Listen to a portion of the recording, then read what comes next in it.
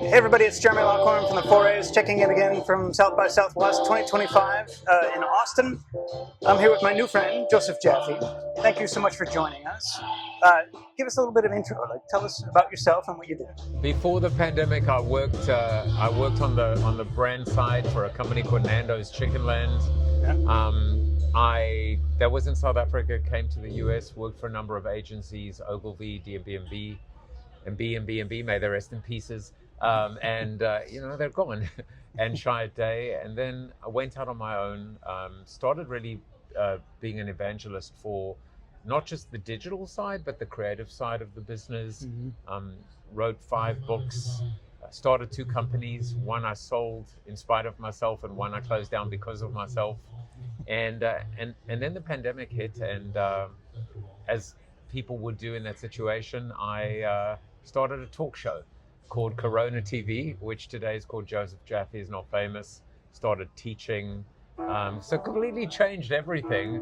And then about a year and a half ago, I started business and leadership coaching, and now that kind of takes up most of my time. So now kind of what I'm doing is focusing really on this idea of how you run a better business so you can live a better life. So it's that pursuit of happiness that occupies me a lot. So I don't know, is this a midlife crisis? I sure hope so. It's a midlife awakening. Yeah, that's a better way to say it, midlife awakening. I love that. Yeah. I've described myself as an agency guy, and I've always just like you have, been, to me, I think my secret power, my superpower is the skating to where the puck is going to be. Yeah. So never really too interested in the future, the futurist, but really just kind of like understanding what's just around the corner. That's always fascinated me. And then when everybody else jumps on the bandwagon, I get bored and I move on to the next thing. Yeah. That is one of the biggest challenges, though, is like figuring out where's the puck going to be. Right. And it's one of the things that's exciting about a show like South by Southwest is there's so much hype, there's so much noise, there's so many new things, there's so many trends that are emerging. Like, how do you go about the process of like separating what's real versus what is like empty hype? Yeah, I mean, it's a great question. I came up with a very simple 2x2 matrix. Okay.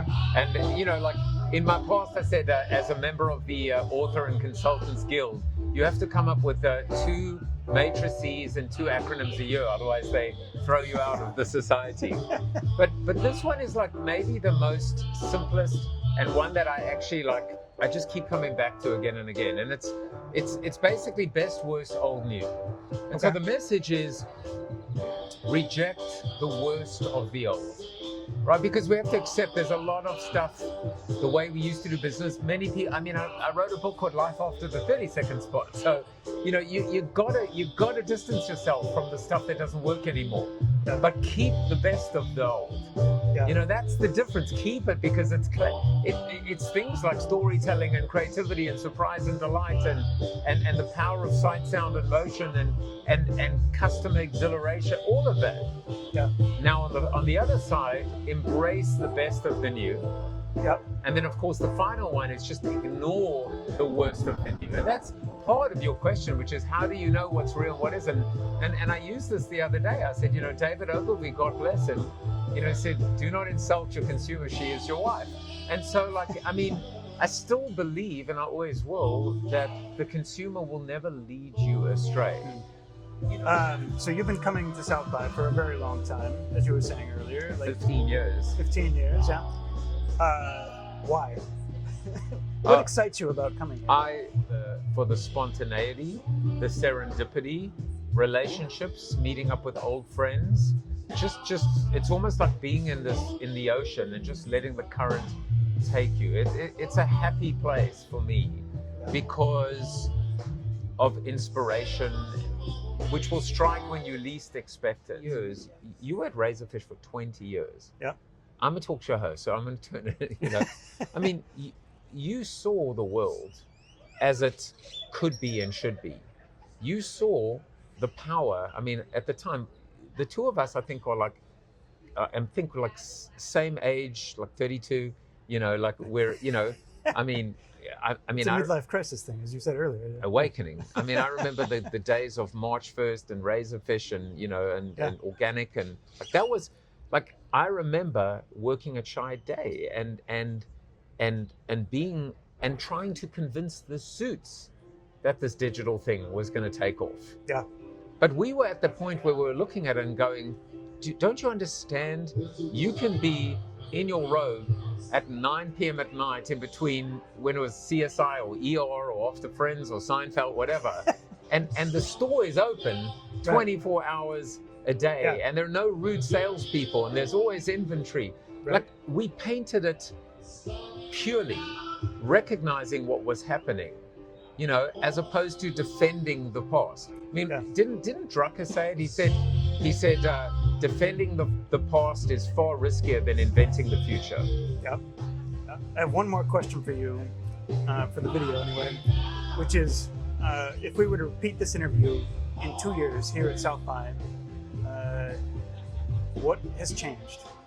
How has the media, in particular, how has the media and advertising ecosystem changed? I mean, what a great question. The immediate answer that comes in is everything and nothing. Because it depends on who's asking the question, who's answering, and what industry.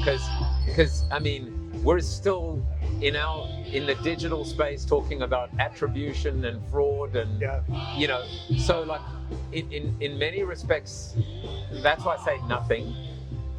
The everything part is, the inexorable rise of AI, and what it represents and what it's going to bring. So you see the content changes and turns over at South by Southwest a lot. And then you also see the whether it's the backlash or the antidote or the counter, the corollary, the idea of storytelling in the age of AI, and authenticity in the age of AI. It's not what you asked, but I'll tell you where I think everything's heading. Please. Happiness is where I'm choosing to spend a lot of my time, and I'll just leave it open-ended at that. And the other is what I would call that we are actively in the age of late-stage capitalism. So the what comes next, I'm fascinated by, and I think, I was in Second Life in 2006. I was on Twitter, in as opposed to on. I was like, I'm not on, but we were in them then. Now we're on them, or at them. I was on Twitter in the first month of Twitter's existence. I was there at the time, and I still believe that what the metaverse, which we call now, but then the virtual world, the power of giving people that were paraplegics the ability to fly, the spatial aspect of actually like visualizing someone popping into your website and being able to do a Sam Walton on them, going like a Walmart greeter every time somebody comes to your website or island.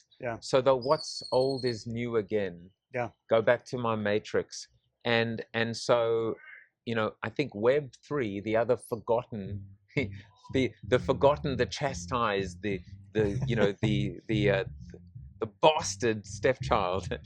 Web3, Rex Briggs once, I saw him on stage at Microsoft and he was pointing and everyone looked at him and then he said, no, don't look at the finger, look at where the finger's pointing. So again, going back to the consumer, Web3 gave us a little glimpse into the future of capitalism. The we is greater than me.